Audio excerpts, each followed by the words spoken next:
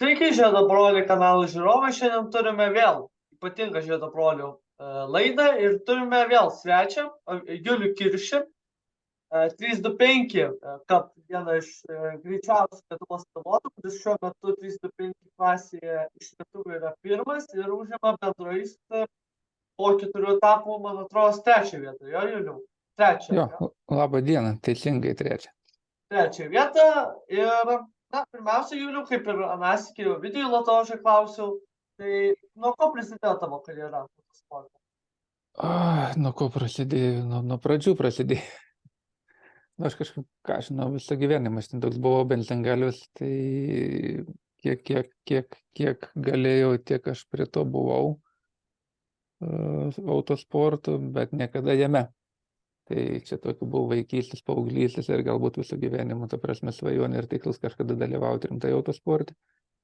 Tai taip, jeigu tą imtumėm kaip rimtą pradėjimą dalyvauti nuo tada, kada atsirado mašina su saugos lankais, tai man atrodo buvo 2017.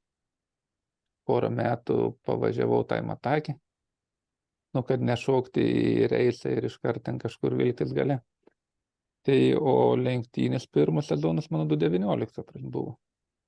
Tada pakankamai dalyvavau visur, kur buvo galim, ta prasme, R lygoje ir C lygoje ir daug etapų, tai kažkaip nuo to laiko niekur nepraleidžiu. O į kartingus nebandėjai? Į kartus? Ne, nieko aš bendro vaikystėje su kartingais neturėjau, toks noras visada buvo, gyvenau mieste, kur tokių dalykų nebuvo kaip kartingai, tai dėja, bet šitas etapas, žinai, praleistas. Sėdai į sprintą ir iš karto pradėjai rodyti gerus rezultatus ir dalyvauji toje BATS 3 kartu su Aurimu Mištautu, Izidoriu Paukščiu ir 3000 klasė, toje legendinėje, kurie kaudavotės triulyje. Kaip kokie prisiminimai iš tų laikų? 2 metai buvo. 21.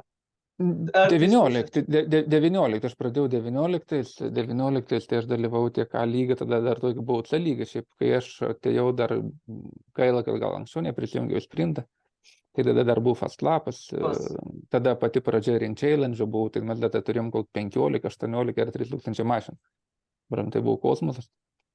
Tai 17 metais savo pirmam sezonė, tai C lygoje ten toks buvo labai įdomus paradoksas. Mano pirmas lenktynių sezonas, bet kadangi aš dalyvavau su tuo pačiu automobiliu tiek A, tiek C lygoje, tai pagal tą reglamentą aš C lygoje dalyvavau neįskaitoj. Kaip svečias? Jo, kadangi buvo toks reglamentas, kad neateitų labai stiprus lenktynininkai iš A lygos į C lygą, ten neuždominuotų ir nenusineštų visų taurių, tai vadinasi, C lygoje tu dalyvauji neįskaitoj. Jeigu tu dalyvauji A lygoje su tuo pačiu automobiliu. Tai nesvarbu, kad tai man buvo pirmas sezonas, tai aš ten kaip ir turėčiau būti įskaitoj, bet gal tada netiek svarbus buvo, gal ir dabar jos netiek svarbus, ten tie vazonikai ir taurės. Tai su mielu noru aš ten dalyvau neįskaitoj šitoj vietoj, tai jeigu įskaitoj, tai manau, ten būčiau užtikrintai buvęs pirmas ir 3000 C klasėje, C lygoje, o A lygoje pirmam sezone, tai jeigu ne vieną ten nelemtą avariją kačerginėj, tai turėjau gerų šansų pakovoti dėl top 3 savo pirmam sezonė. Tai toks tikrai džiuginantis. Pradėjau aš ten su 2,5 motoriukų, po to jis užlinko, tai vidury sezono pasikeičiau į 3 litrį, tai jau pakankamai labiau konkurencingas patapau. O per tą pandemiją 2021 metais irgi su to pačiu technika?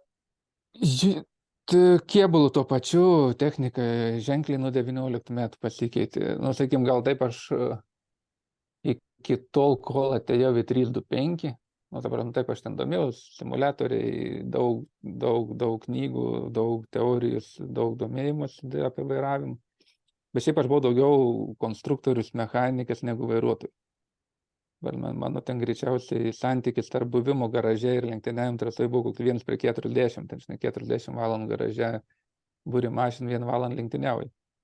Tai dabar yra kardinaliai priešingai, garažai iš vis yra 0, tai dabar tik tai lenktyniaujam, bet jo, technika iš principo ta pati, bet iš išvaizdos savo viduje ten stipriai teko tobulinti, ypač sakykime, kai R3000, bet kokia kita klasė, kuri nėra taip apribota kaip 325, tai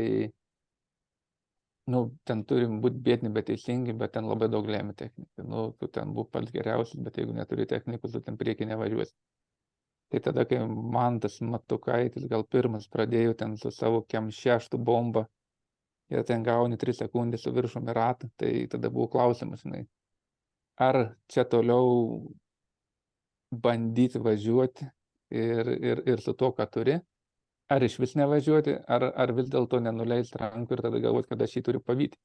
Tai gal tas buvo paskutinis variantas, tai per žiemą stipriai pasidarbavom su technika ir kitais metais pakankamai konkurencingai galėjau važiuoti,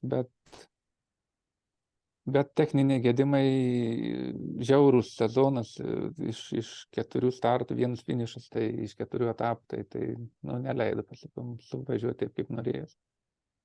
Tai mechanikavau toliau.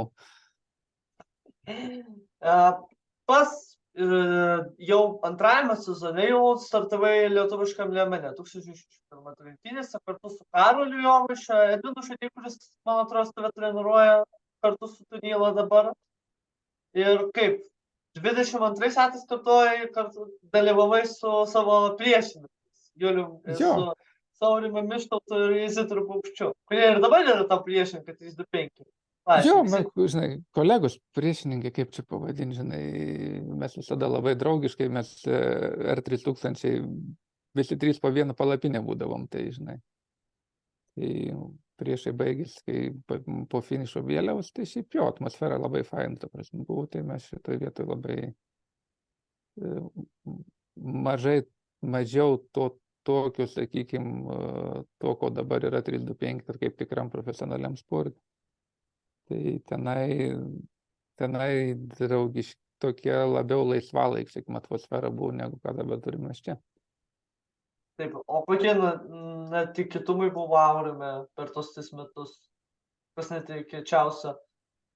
O vis dėlto Žanasikis sakė, kad ruošė automobilį paskutinę dieną realiai, prieš startą buvo paruošta, kaip pas tave buvo? Oi, ten turėjom daug, ta prasme, ten buvo per daug tų nuoteikių, ta prasme, aš ten per vieną sezoną perinkau 4 motorus dėl tokios kvailos klaidos, kaip tepalo radiatorius netinkamas pajungimas, nepajungimas, sakykim, taip, tepalo radiatorius sumuštinis ir ne tas filtras, ne tokio gamintojo, dėl to važiavau teoriškai be tepalo filtrų, praleidau pro šalį, tai visada užlinkdavo variklis ten po kiekvienu važiavimu. Tai šitoj vietoj 4 mano paties perrinkti motorai per sezoną, tai yra daugiau negu daug ir tikrai ten buvo minčių jau nuleisti netgi rankas, galbūt pats įsimintiniausias tai buvo Parno, man atrodo, mes turėjome etapą. Tai dėl viso pikto trečiadienį sugalvojau dar ten pasikeisti tepalus, kad tikrai pasižiūrėti viską, tai trečiadienį išvažiavus ten dar prasivažiuoti, pasižiūrėti, ar su mašina viskas gerai, pilna drožlių, variklis užlinko, tai trečiadienį vakare išsardau pilnai, nes viską reikia persirinkti. Ketvirtadienį iš ryto nusivežu bloką, galvą, alkūninį, viską susitvarkyti. Ketvirtadienį iš ryto, ketvirtadienį apie 1 valandą pradedu rinkti motorą tik tai. Ir 11 valandą ketvirtadienį išvažiuojam jau su surinktą mašinį Parnu. Buvom 7 gal ryte, tai taip pat paėmus nuo trečiadienio ryto iki penktadienį buvau po pietų kvalifikacijai, tai per 3 paras buvo koks 2 valandas miego.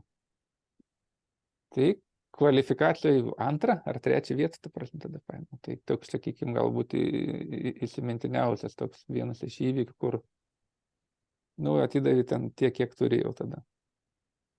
Šiemet tu, Juliaus, kartu su kolegomis Aurimu ir Izidorium persėdai iš R3000-325, ar buvo lengvas pripratimas prie 325 technikos, šiek tiek lėtesnės negu R3000? Pasirodo, rezultatai tavo labai puikus, vienas iš lyderių. Aš persėdau pernai, nes šiemet 325, bet kaip pasakyti, tas persėdimas, galbūt iš greitesnės mašinos ir lėtesnė persėsti galbūt ir lengviau, bet vairavimas kardinaliai, ta prasme, skiriasi nuo to, ką aš ten turiu, nes jinai nėra šiek tiek lėtesnė, ta mašina yra žiauriai lėtesnė.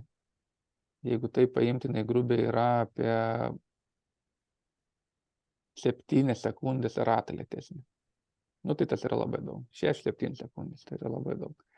Tai ir pats vairavimo stilius turi būti visiškai kitoks. Ir tas, kas galioja greitai mašinai, ne visai galioja šitai mašinai, neturi responsų, tingi tokia, bet jeigu taip lygint mašiną, su kuria daugiau malonumo vairuoti, tai aišku, su ta, kurią aš turiu.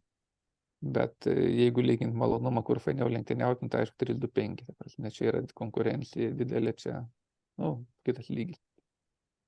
Ir tai rodo tavo rezultatai, kol kas trečias aplamai, pirmas iš Lietuvos ir masterių klasėje, man atrodo, esi pirmas ir jau užsitikrinai, man atrodo, pirmąjį. Aš masteriai gal taip, sakym, aš manau, kad aš jau ten Taip, viskas aišku. net ir nefinišavus greičiausiai būčiau pirmas, bet jo, kažkaip labiau gal taikom, sakykime, bendrą, aišku, malonu būti ir tarp tų pensininkų pirmam, bet vis tiek, žinai, žiūri dar kažkaip nori ir su to jaunimu pasikapoti. O tikėsi iš paskutinių lenktynių, paskutinių 2 važiavimų, ko anksčiau ir kad užim prizinę vietą? Ko tikiesi, visada tikiesi ir visada nori maksimumų, ką gali, tai ten šiemet. Teoriniai šansai, sakykim taip, aš galvoju, mano yra po paskutinių lenktynių nuo 1 iki 6, ta prasme, geriausiu atveju man pasiseka, kitiem ne, tai aš 1 bendroj. Man labai nepasiseka, aš tada galiu kristi 6 ar 7. Tai va, noris bent jau tikslas minimum tikrai nenukristi žemiau to, ko aš dabar esu. O tikslas maksimum, tai žinai, priklauso ne vien tik nuo manęs. Ja, priklauso. Tai aš galiu suvažiuoti ten savo gyvenimo lenktynės, bet jeigu irgi labai gerai suvažiuos mano tie, kurie yra aukščiau, tai man nepadės. Ja, partners. Tai tikslas, aišku, yra ko aukščiau, žinai, palipti ten. Tai taip. Parntrasoje tikrai rodė puikius rezultatus. Per savo gimtadienį, man atrodo, nes mechanika kėlė tavo. Jo, buvo kaip tik mano jubiliejus, tai faina dovana. Kažkaip Arnų trasa man tokia pakankamai visada buvo jaučiu sėkmingiausia arba aš ten geriausiai važiuoju. Nes pirmame etape Arnų tai fiziškai tai abi lenktynės irgi top 3 finišavau. Tik tiek, kad už antras lenktynės gavau 20 sekundžių baudos. Po restarto išvažiavom į tiesąją, Šubelskis užspaudė, Leo užspaudė, aš iš paskos ir kaip ir viskas gerai, bet Leo kažkas susimaišė. Ir jisai atsileido prieš starto finišo. O kaip žinia, restarto metu lenkimai iki starto finišo yra neleistini. Tai aš ten apsilenkiau kokį 30 centimetrų. Mano klaida, nieko negaliu kaltinti, jeigu jis atsileidus tokį teisę turi, šiaip žmogus ten susimaišė biškį su vėliavom. Bet 100% mano klaida.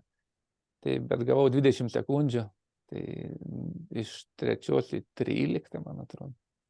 Tai šiai dienai ten tų 20 taškų, kurių netekau tuo metu už tą 30 centimetrų, už labai tokią žioplą klaidą, tai šiandieną jau žiauriai trūksta. Tai jo, realiai tai Arnų fiziškai irgi top 3. Tiek vienam etape, tiek kitam.